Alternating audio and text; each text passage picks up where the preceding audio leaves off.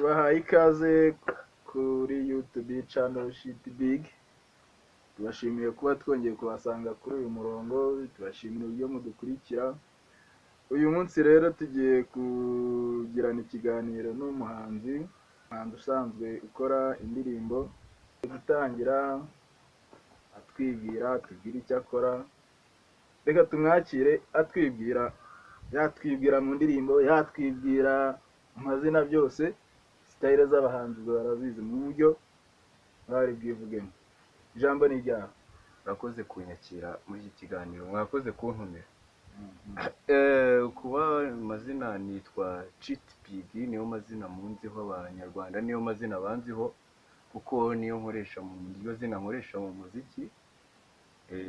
Murakoze rero kunyakira. Nishimiye kubana namwe muri iki kiganiro. Ni karibu. Uko sanzwe ukora indirimbo. Nene indirimbo ukora ziri mu buhe bwoko? Nkora indirimbo zo mu bwoko butandukanye, ariko natangiye ubundi ndi umuraperi nkora hip hop. Natangiye nkora indirimbo za hip hop, ariko naje kwimuka njya muri Afrobeat. Ubu ndimo gukora Afrobeat kugeza ubu ngubu. Ni iki cyatumye uva muri hip hop ukinjira muri Afrobeat? Buriya rero abantu bakora umuziki, ari igihe ukora ikintu, buri umuntu ukora umuziki aba ameze nk'umuganga se cyangwa nk'undi muntu ufite ikintu akorera abantu kandi gifasha. Ubwo rero nakoraga hip hop, abantu twabaga turi kumwe bakambwira bati bino bintu ni byiza, atari ko wagerageza ukaririmba no mu bindi kugira ngo turebe koko nimba wabishobora. Mu gihe nakoraga hip hop, abantu bambwiraga yuko ari byiza, urumva, ariko barambwira ati, hakaba abandi benshi bakajya bambwira bati wakwimuka ukajya nko muri Afrobeat ugakora umuziki, wabyinika mu kabari, kuko mu gihe tugezeho ni igihe cyo kwishima, uri kumva. Noneho birangira ngiye muri Afrobeat, mbona abantu barabikunze, ariko barabikunda cyane, mpita nigumiramo nanjye abikora. Okay. Umaze kugera indirimbo zingahe se ugiye watangiriye? Bariho nk'umunani cyangwa 10, ni gutyo hafi aho ngaho, ntabwo mba mbyibuka neza. Zose dukora video? Zose zifite amavideo. Okay, ntabwo watunyuramo se muri izo ndirimbo, yenda ukaduha kapera mu ndirimbo imwe muri zo? Nta kibazo, nabanyuriramo. Mfite indirimbo yitwa ku rugamba, nabanyuriramo nkabaha agapira ku gatoya kuri iyo ndirimbo. Nta kibazo. Ko numva byageze. Uravorera buriya y'abahanzi ntabwo igikama, ndabizi ntabwo igikama, ariko mba ndimo gushakisha, kubera ko umuntu aba yarazanditse ari nyinshi.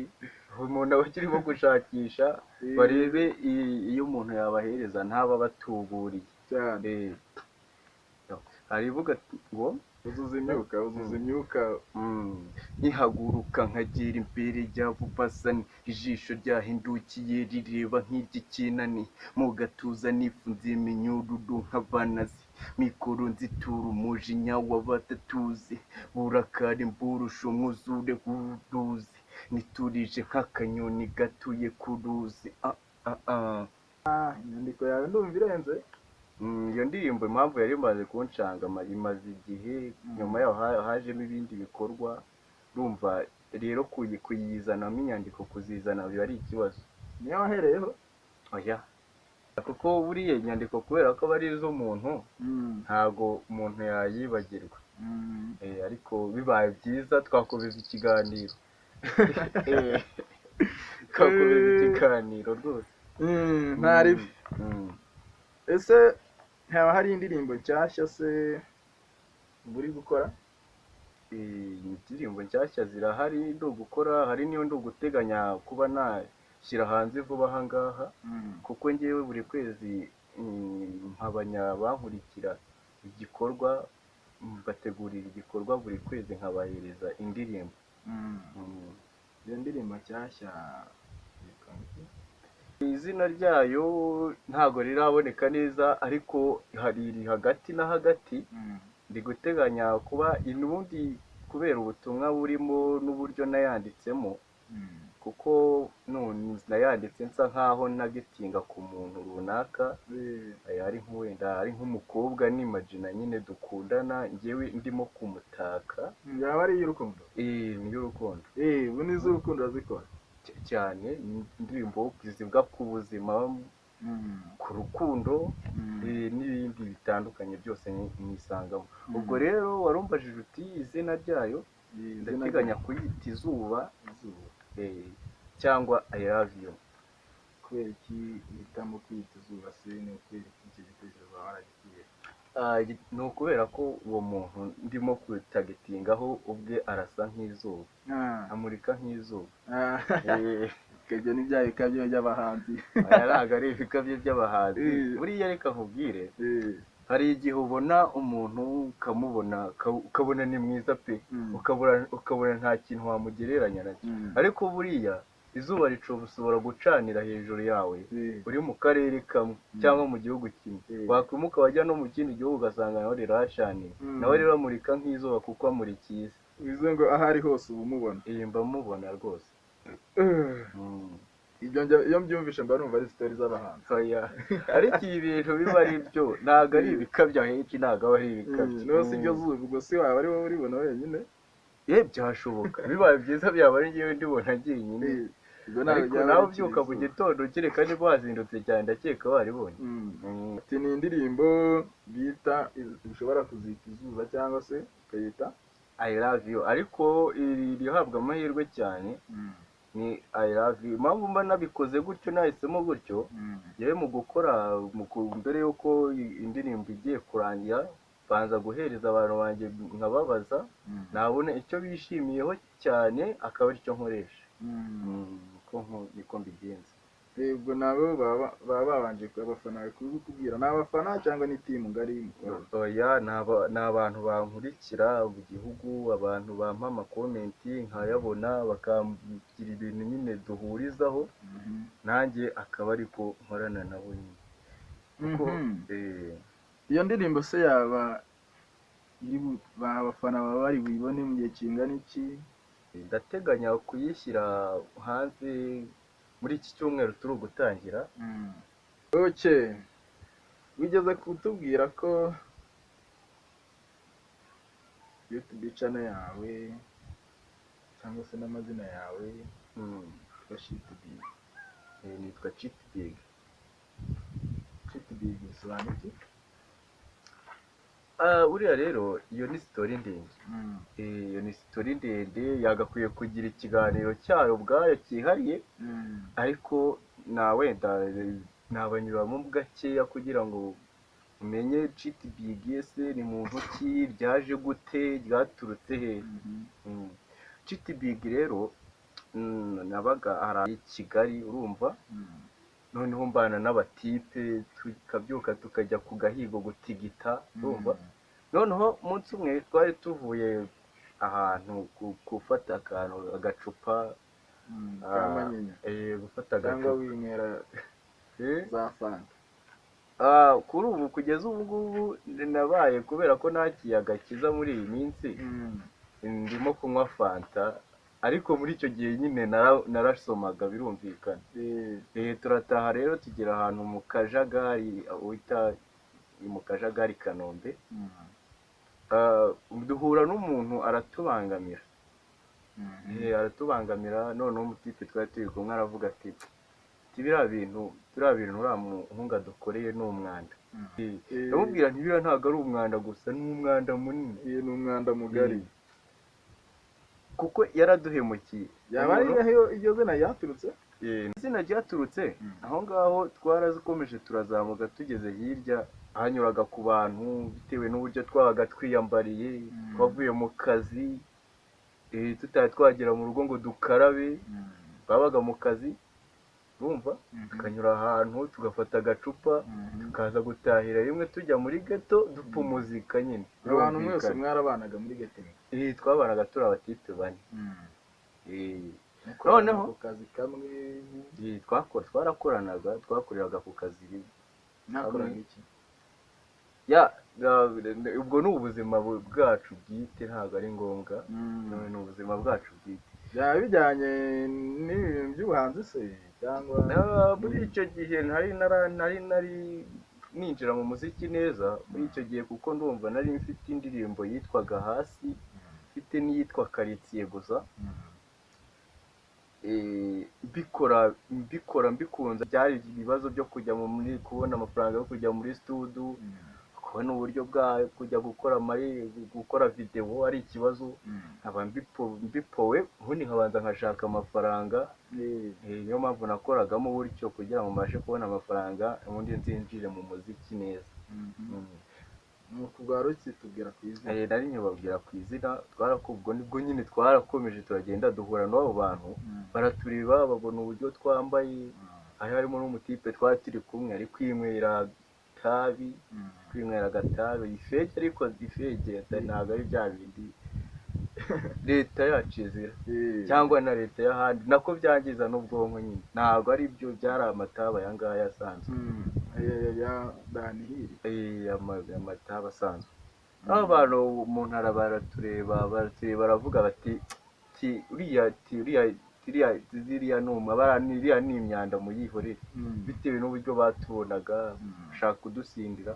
Hirya mbonera abatipe ndababwira nti mani, niba ari abantu bose ko bagiye bakunda kuvuga ko turi umwanda, ni koko ubu koko ndi umwanda koko, bitekerezaho ndavuga nti buriya rero buriya ikintu ndavuga ni ikintu kibaye kinini cyane kigira akamaro, mpita mfata ba bantu bari bari kutwita umwanda ndabyiyitirira ngewe, ndavuga nti mwebwe reka tubivuge ko twebwe turi abantu bane gutya, twe gukomeza kuba umwanda twese, cye mbitangire mba umwanda, cyangwa se mujye munyita shiti muri kimwe.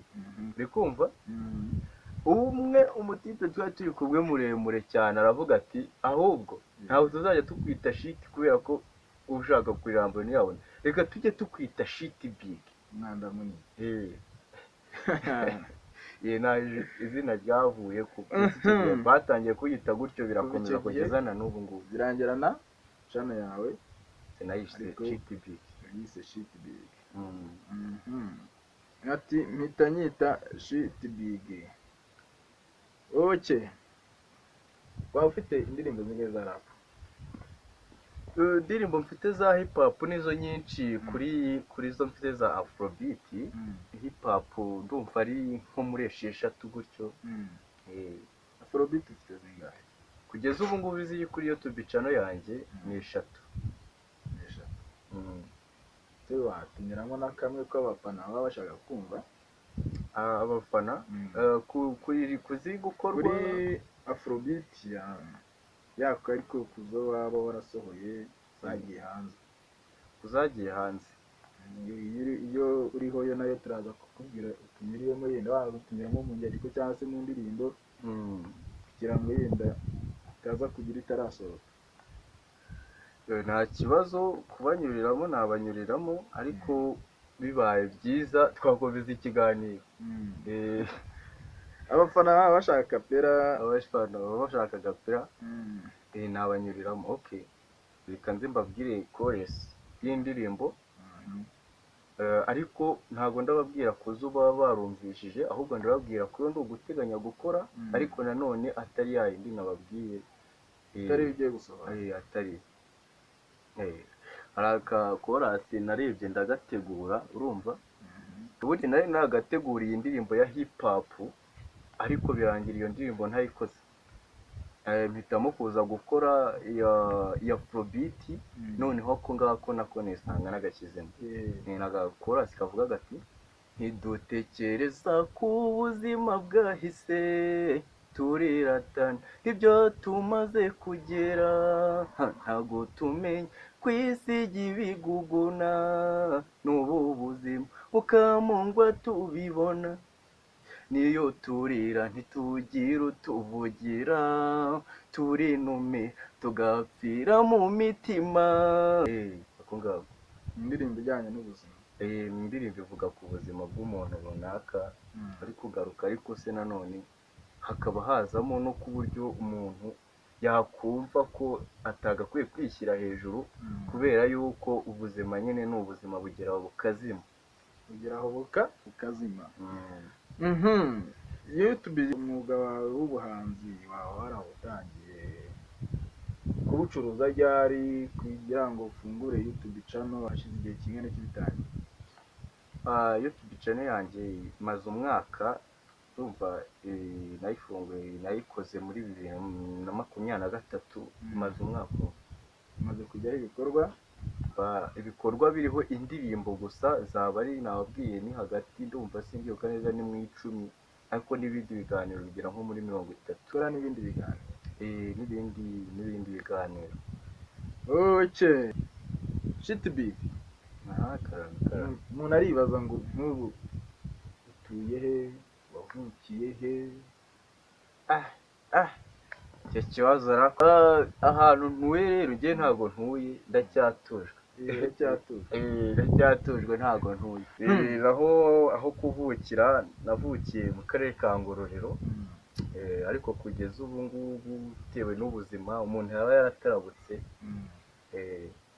Uri kubarizwa hehe wagushaka kubagusanga? Wambaza yansanga kuri YouTube channel yanjye yitwa Shit Big. Rero se umuntu uje kuri Shit Big YouTube channel yawe mwaganiraho?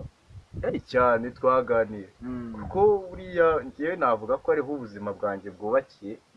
Mu buzima busanzwe ndi umuntu ugenda mu nzira abantu, ntakunda guhura n'abantu ngire, ariko aho ngaho kubera ariho mbasha ku mwanya wanjye nawuhariye ibitabo, kwandika indirimbo, iki byose, kuko nandika n'indirimbo nkanazigurisha. Ubwo urumva umwanya wo guhura n'abantu mu buzima busanzwe ntabwo ujya nkunda kuwubona. Ariko aho ngaho kubera ko mba mari hose twahura tukahahurira nta kibazo. Mu by'ukuri izi nyandiko ziremereye gutyo uraziyandikira? Uhereye aho uvuga ko ziremereye? Inyandiko numvise zirimo amagambo y'ubwenge, hariyo waduhaye kapera, witurije nk'akanyoni gatuye ku ruzi, iminyururu mu gatuza hari ngo ufunze hajya ngo iminyururu. Nkihaguruka nkagera imbere rya bubasa, ijisho ryahindukiye rireba nk'igikinani, mu gatuza nifunze iminyururu nk'abanazi. Naho uri gushaka? Aho izo nyandiko uba wumva ko ari inyandiko ziba wabanje gutekereza? Ni ibintu byiza namwe uri ukicara ukabona biraje? Biriya hari igihe nyine umuntu aba afite iyo mpano, natwe tukaba twarisanze tubifite, ku buryo utondekanya ayo magambo ukayatondekanya nk'uko umufundi yubaka agashyiraho itafari, gashiduka havuyemo icyo kintu. Biriya ntabwo aba ari ibintu bigoye, kuko nk'indirimbo nk'iriya ndirimbo ndumva mu gihe cyo kuyikora nta nubwo yantwara umwanya munini cyane. Kuba niyandikira inyandiko, ni njye wandika, nta wundi muntu yandikira. Bandi banditsi b'indirimbo njya bumva ngo ndaryama nkarota, bakumva inganzo imujemo, bakabyuka akandika, cyangwa se ukumva ngo aragenda yaba ahagaze ahantu agatekereza, agahita agenda akandika. Wowe inganzo ubundi ikuzamo ite? Ujya kumva ukumva ikugezemo ugahita ufata impapuro, bigenda bite? Icyo kibazo umbajije rero ntabwo ari wakimbajije wowe wenyine. Icyo kibazo umbajije hari n'ubundi muntu wakimbajije, ariko reka nkureho urujijo mbabwire uko bimeze.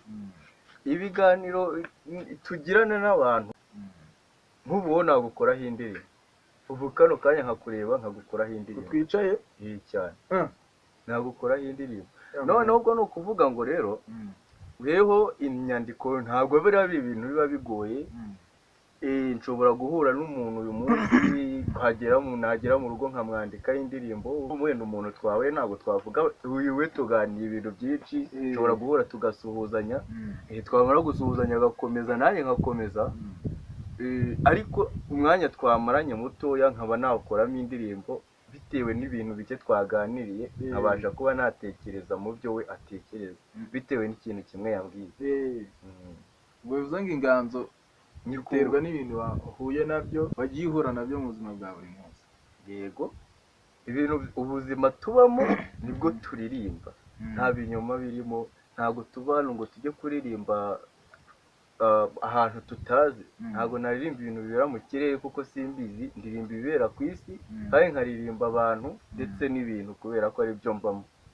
uko byasa kose mbona abantu baririmba urukundo basa naho babeshya ko hari ibyo wambwiye ngo gushaka umukobwa ngo asa n'izuba, ariko urabizi ko nta muntu usa n'izuba nyine. Ari igihe umuntu aba ari mwiza cyane ukabura ikintu wamwitirira. Nkareba nkasanga rero izuba ari cyo kintu cya mbere kiba gifite imbaraga.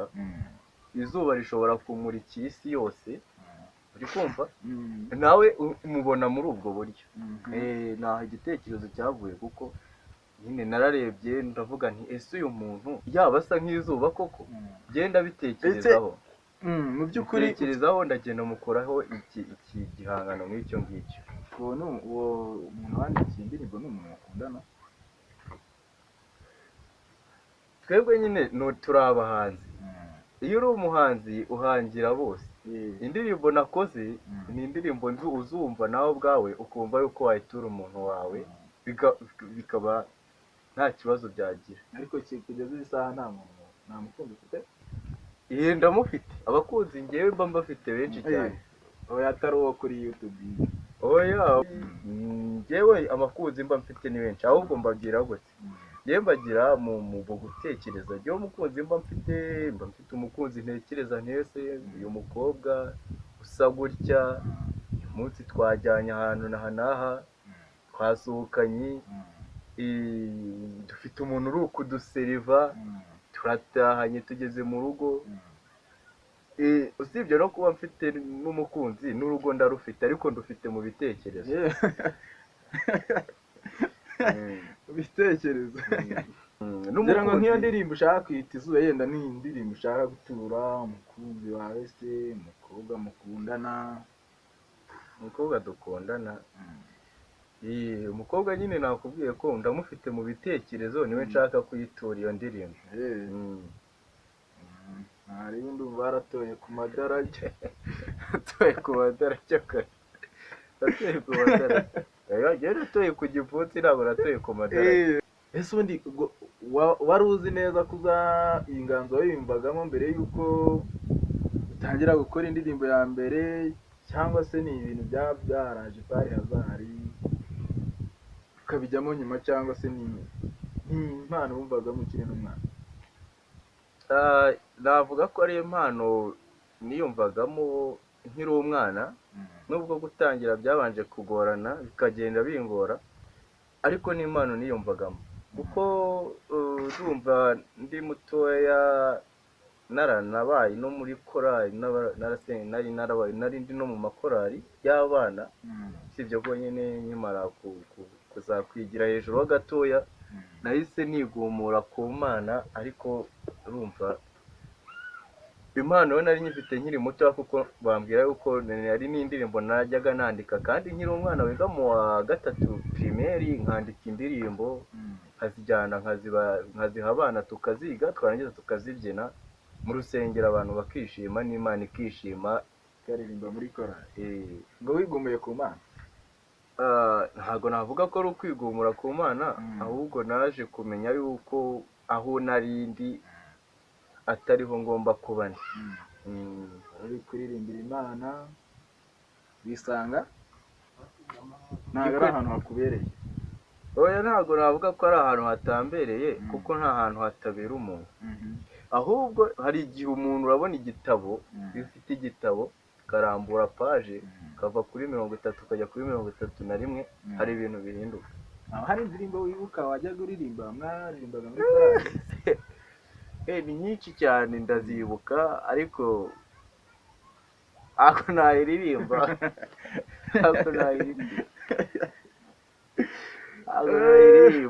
Apari iyi ndirimbo, cyangwa se turetse akazi k'ubuhanzi, ubundi mu buzima busanzwe haba hari ikindi kintu ukora? Ndagifite. Ukora iki? Nkora indirimbo.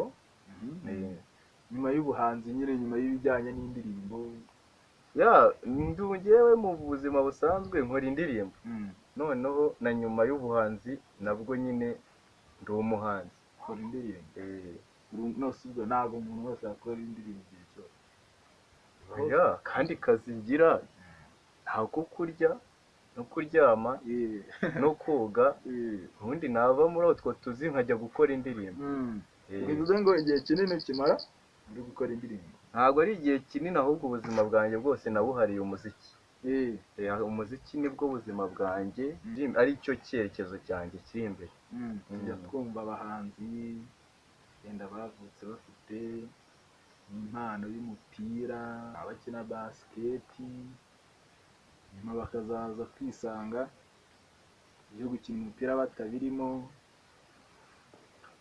bagahita bigira mu buhanzi. wowe haba hari undi mukino wigeze ukunda gukina ukiri muto, cyangwa se undi mukino ubona washobora mu gihe ubuhanzi waba utakibukora? ari umukino, ariko guhanga ntabwo ari umukino. ntabwo ari umukino kuko ni ibintu birimo n'amafaranga, n'ibyo nakubwiraga ni bizinesi zitunze abantu. harimo abakina filime, harimo nyine, ariko bigatunga umuntu. umuziki buriya ni ibintu umuntu yagakwiye gukora ari byonyine atabibangikanya n'ikindi kintu icyo ari cyo cyose. ariko mba numva ndamutse mvuye mu muziki nanone ikintu wenda nakora kindi, nakora umuziki. uvuye mu muziki nakora umuziki kabisa, ndumva byaragiye mu maraso yawe. umuziki ni ubuzima. ese hari abantu tujya tugera igihe cy'amareja, igihe wumva ushaka kuruhura ubwonko, cya gihe umuntu avuga ati ndifuri reka nduhuke, iyo urimo kuruhuka cyangwa se urimo kurifureshinga ubwonko, ukora iki uri kurifureshinga ubwonko? iyo ndimo kuruhuka kanini mfata mashini nkicara, nkaba ndimo gutunganya ibintu byanjye ndeba neza. iyo nta kuruhuka nkaba ndi kuri telefone mwanya ubu ntagiye mu mashuti, ubundi mwanya wo kuruhuka nkubona nagiye gusura inshuti zanjye. aho ngaho umwanya wanjye wo kuruhuka. ntabwo njya nicara mu rugo ngo mvuge ngo ndaruhuka, ntabwo njya gutembera ahantu kure cyane, ahubwo mfata umwanya ngasura inshuti zanjye, nkicara mu rugo nkagira ibintu mba nkora, yaba mu buryo bwo gutunganya amavidewo n'ibiki, kuko ngiye nkora n'amavidewo, ntunganya videwo, nkajya no gusura n'abashuti banjye, iminsi igakomeza. nuhe muhanzi ufatira icyitegererezo, cyangwa se nuhe muhanzi wakuze ukunda? umuhanzi nakuze nkunda nemera Lil Wayne. mu Rwanda ntawe? mu Rwanda nkunda abahanzi babiri b'abaraperi. nkunda nyakwigendera Jay Polly ndetse n'uwitwa Bulldog. bakundira iki? ni abahanga mu bintu bakora, ni abahanga, bandika neza, ni abahanga mu kwandika indirimbo, ndetse n'ibintu bakora bigaragara ko kuva umuziki bawutangiye ari batoya, iyo ugiye ukareba igihe bahereye umuziki kugeza na n'ubu, kandi baracyari ibyamamare hano mu Rwanda, twese turabazi. byagora kuba wagenda ukabaza umwana wo mu cyaro iyo za Rusizi cyangwa za Nyamasheke ugasanga atazi Bulldog cyangwa Jay Polly. bari abahanzi b'ibyamamare, ari aba barazamuye inganzo kuva kera. ugikunda gutemberera ku gice? ndagerageza rimwe na rimwe nkajyayo iyo nabonye umwanya, cyangwa nakaba yajyayo hagiye nko gufatirayo nka videwo runaka mukagerayo, cyangwa n'iyo mwabonye umwanya nyine mukajya mu gutembera bisanzwe. Shit Big se ajya areba filime? nazirebaga mu minsi yashize, nko kuva nko muri 2020 gusubiza ahahise, bwo kuva muri 2020 kugeza muri 2024 navuga ko nta filime ndimo kureba. nihe filime warebye ukumva urayikunze? iyo nakunze ni La Casa de Papel. Money Heist. La Casa de Papel, Money Heist. Shit Big ajya areba umupira cyangwa akurikirana ibintu by'umupira? umupira ndawukurikira rimwe na rimwe gakeya, umwanya mutonya cyane umuntu aba afite gerageza n'uwo mupira nako karadiyo ukagashyiraho ukawumva, cyangwa kuba ufite n'umwanya kuri televiziyo ukawureba, ariko ntabwo navuga ko ari cyane. mu Rwanda ni APR ni Rayon. haba hari ifana zose ndazifana, itsinze ndayifana. ufana itsinze? iyi mfana yatsinze njyewe. ubwo se uri muri stade uri kureba match cyangwa se uri imbere ya mashini uri kureba match? Kipe ya mbere tuvuge isizemo igitego, aho ngaho mpita njya mu bicu nkafana. ikubisamo icya kabiri, noneho ahubwo ntabwo mfana nicaye, ndahaguruka nkajya niterera hejuru, noneho hahise habamo amakosa indirishyuye, aho ngaho mpita nangira gucururuka. kubitamo ikindi ukishyura burundu bikaba 2-2, aho mpita mera nk'aho aribwo ntangiye umukino. utangiye 0-0. mpita mera nk'aho aribwo ntangiye kureba umupira. iyi si itsinda cya gatatu ya kipe yari yatsinzwe, ubwo bibaye 2-3. iyo ngiyo nyine irushije iyindi niyo mpita mfana cyane. noneho mfana ibitego, mfana umupira, ariko nkafana n'ikipe iri ugutsinda cyane. ariko mu Rwanda ntabwo umuntu yavuga ngo ntafite ikipe afana. ikipe iba ihari, ariko nanone nta bintu byinshi umuntu aba yizeho, niyo mpamvu ntazi kuyivuga kugira ngo utagira ibintu byinshi muyimbazaho. nabivuze ngo ntabwo uyikurikirana cyane. ntabwo nkunda kuyikurikirana, ntabwo bitewe n'umwanya, ntabwo nkunda kuyikurikirana cyane. umwanya wawe ibikorwa byayo uri mu buhanzi. yego. Shiti Big afite korabo ndayifite, ariko turi gukora ubu ngubu. ndabifite ndi gukorana n'uwundi muntu, umundi mutipe nawe ukora umuziki. ariko ntabwo bitewe, twarayikoze dusanga hari utuntu dutoya tuburamo, tuba tuyihoreye kuyishyira hanze, ahubwo mba nkora ibindi bikorwa. ariko abafana banjye cyangwa se abantu bankurikira bazayibona umunsi iyo ndirimbo izasohoka. ufite korabo ariko ntirajya hanze. ni iki uteganyiriza abafana bawe umunsi iri imbere? kuko uyu mwaka turimo kurangiza wari umwaka wo gukora cyane, ariko ngewe naje kugwingiramo nkora gakeya bitewe n'ibibazo by'ubushobozi n'amafaranga n'ibindi bintu umuntu aba arimo byinshi cyane bikeneye amafaranga. ubu ngiye kurimuriramo muri aya mezi asigaye, ndetse no mu wundi mwaka uzakomerezaho. ngewe nari nariyemeje yuko ngiye kujya mbaha igikorwa buri kwezi, aho ngaho nta kintu gihindukaho. uri gukora cyane. nta kintu kizahindukaho, uri gukora cyane rwose bisa.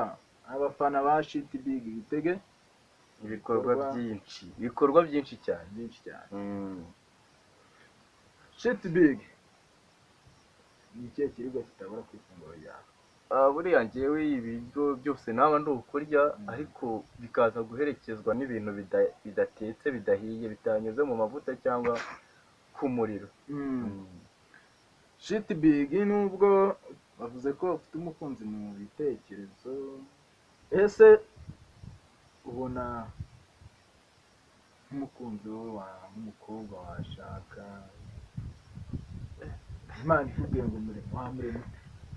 umukobwa rero ngewe mba numva nifuza cyangwa se nakwiremera njyewe ubwanjye mfite ubushobozi. nkunda umukobwa wakunda ibyo nkora, waha agaciro ibintu nkora. uwo mukobwa aje twahuza. umukobwa udakunda amafaranga cyane kuko ntabwo nyagira. amafaranga ni nk'amaraso buri wese agira ye. nyine ufite yaba ari ayanjye, ntabwo yaba ari aye, niyo mpamvu nawe mvuze ko atayakunda.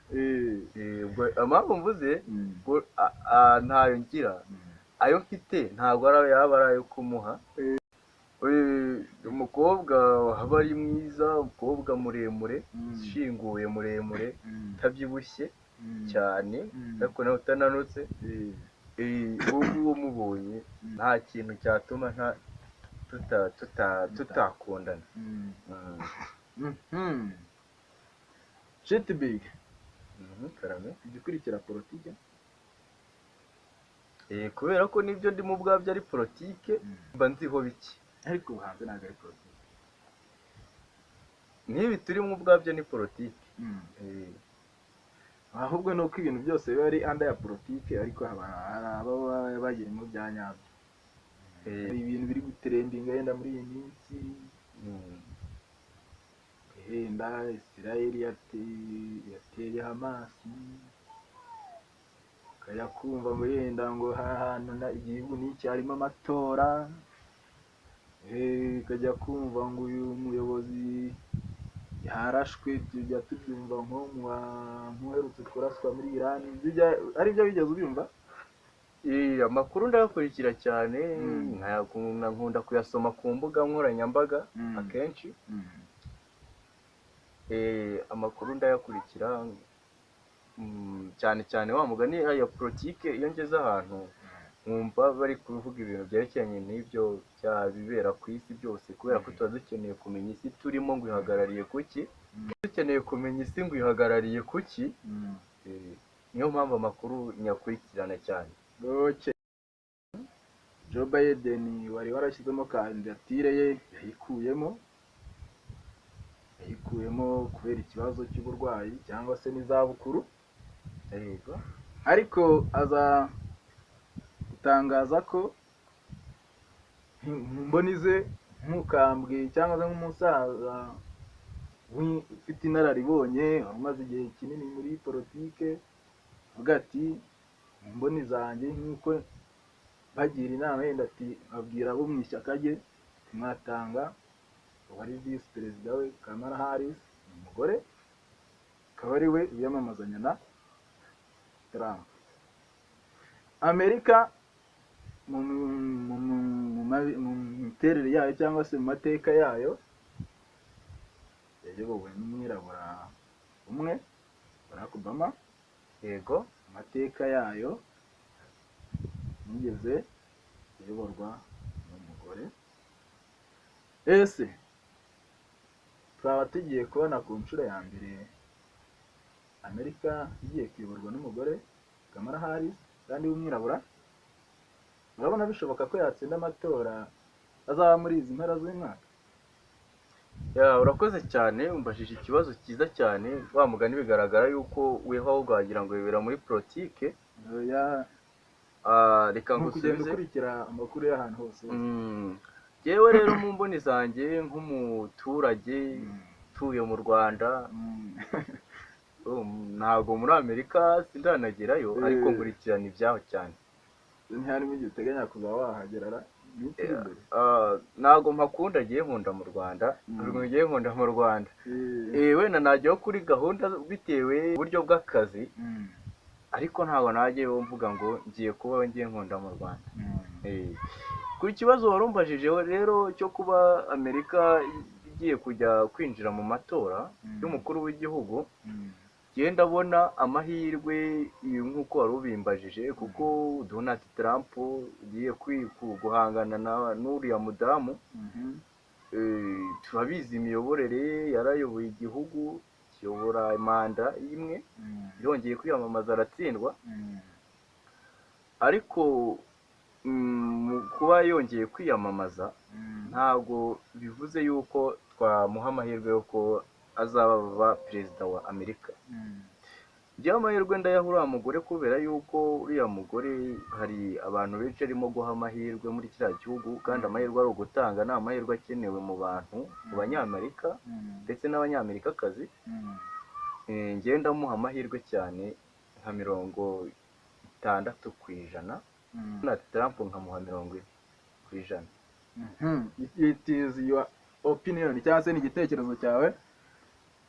Amerika ku nshuro ya mbere wowe uri kubona igiye kuyoborwa n'umugore w'umwirabura? cyane rwose ndabiha amahirwe cyane, kubera yuko impamvu mbivuga, ni umuryango mugari w'abanyamerika. abantu azaha amahirwe ni abantu bakeneye ibyo bintu, ari uko sinkeneye kubigarukaho kuko oya si ngo njye nari nanze kubivuga ibyo ni ibye ntabwo nkeneye kubivuga inaha mu Rwanda hari abantu baba batanabizi ibyo bintu ntabwo ibyo bintu uzagera ku bibazo umuntu w'Irwamagana ngo abimenye ntabwo bishoboka ibyo weho ntabwo mbona ibyo ni iby'Abanyamerika natwe Abanyarwanda dufite ibyacu ni iby'Abanyamerika ibyo natwe hano mu Rwanda dufite ibyacu dukora wenda nabo ubwabo batemera ariko njyewe ndamuha amahirwe kubera yuko ibintu arimo buriya ubundi bajya bavuga ko ikinyoma gihuriweho n'abantu benshi gihinduka ukuri gihinduka ukuri mpamvu yo kukubaza icyo kibazo buriya politiki ya Amerika nko mu mboni z'abantu umuyobozi wa Amerika ubundi bigaragara nk'aho agira influence cyangwa se agira uruhare y'ibintu bigiye kubera muri iyi si yose kuko Amerika ni umupolisi y'isi watorwa muri Amerika aba agiye asa nk'aho agiye kwafegita isi yose cyangwa se kuyobora isi yose bigize afite imirongo ngenderwaho wabona ko gutorwa kwa Donald Trump hari ikintu byahindura muri izi ntambara ziri kubera muri Ukraine Israel ziriya ni intambara z'isi rero Amerika ntabwo ngiye nyiha amahirwe y'uko hari ikintu yabihagarikaho nubwo ari uvuze y'uko hari imbaraga nini z'isi ariko Amerika iyoboye OTAN